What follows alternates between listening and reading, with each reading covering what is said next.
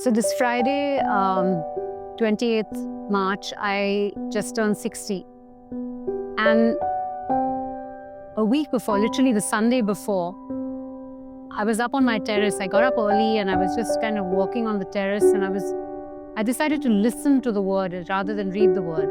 And I was in Deuteronomy, and I was just, and it was quite fascinating because it was actually Moses talking to the Israelites. So it was like it was almost like I was listening to Moses speaking to the Israelites.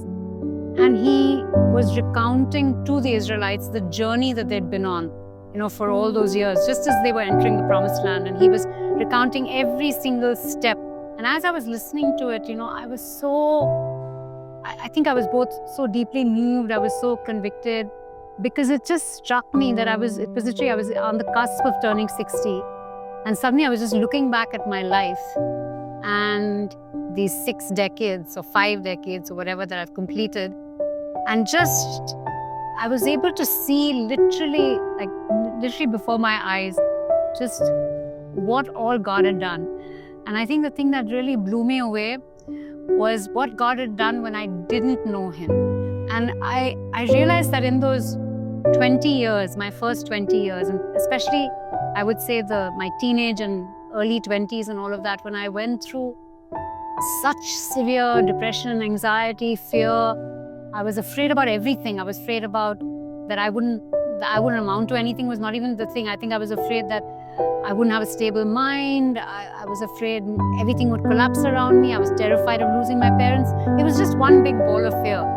And now when I look back, and I wish I could tell my 20-year-old self, in a sense, that it was going to be so okay. Not because just it was going to be okay, but because I was going to, in my late 20s and early 30s, I was going to meet Jesus again. But this time I was going to meet Him in a way that was so intimate and so personal. And I was going to get to know Him. And He was going to come from the periphery where I had kept Him at the back, or, in my car in the boot, and then slowly pulled Him out of the back seat, and then brought Him next to me. And then He was going to come into the driver's seat, and it was going to be the ride of my life. I always used to think that, when people give their lives to Jesus, or whatever, those terms that I use, I think, oh God, okay, fine, you give your life to Jesus, it's going to be boring, it'll be a boring life. But I think He still has the wheel. And I so often feel like He's looking back at me and saying, boring, really? It's not like there haven't been really hard times. In fact, perhaps after my 30s, I actually had difficult times. I didn't so much in my 20s as much as there were challenging times, whether it was in my work in CRY. I was CEO way before I should have been CEO, too young to be CEO. And I think I learned at that point, that I couldn't do this on my own. I had to just surrender and trust that if He has called me to this, He will come alongside and help me. And actually, I've had genuinely challenging times. I've had times of utter and complete loss and grief. And yet, through it all, it's like every single situation, the joyous ones have been joyous and wonderful, and all I could do was just say, thank you, God, thank you, God.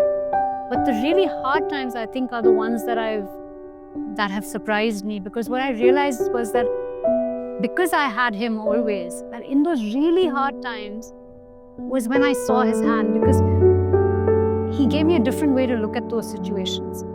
He gave me a way to see His purpose in those situations. Sometimes He gave me a way to praise Him in situations which I could never imagine the word praise. I couldn't imagine the word gratitude in those situations. But I could always come to it and see His hand. I could always, at the end of the day, say, Lord, thank you. When you have God in your life, when you have Jesus in your life, it's not that you're not going to have suffering or not going to have hard times. In fact, sometimes you have harder times. And sometimes maybe He will allow all kinds of suffering in your life. The promise that He made, that I will never leave or forsake you. I will always be with you. That promise is gold, because that is what I have experienced through these 60 years. That in every single circumstance, it may not have been good or happy, but He was there. And because He was there, He redeemed it. And what I mean by redeemed it is he made meaning and purpose of those situations for me. In that time, maybe I didn't see it. In that time, maybe it was impossible. But when I look back, I could just see his hand moving so beautifully and so perfectly. And more specifically, now when I look back, it's those 10 years or 15 years that he wasn't in my life at all. I was a good Easter and Christmas Christian going to church. But when I came back to church, I found a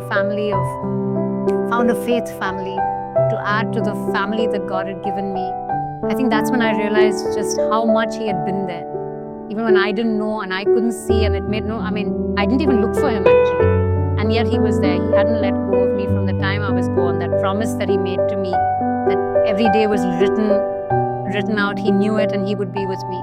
He has given me meaning. He has given me purpose. He has given me vision. He's given me joy. He's helped me to see the smallest things and just find complete joy in them. And he's helped me to rejoice even when things are not easy. I think is what I would say to my 20, 30, 40, whatever your own self. And in everything, God works for the good of those who love him. I think today I can look back and say yes to every one of them because that is exactly what I've experienced.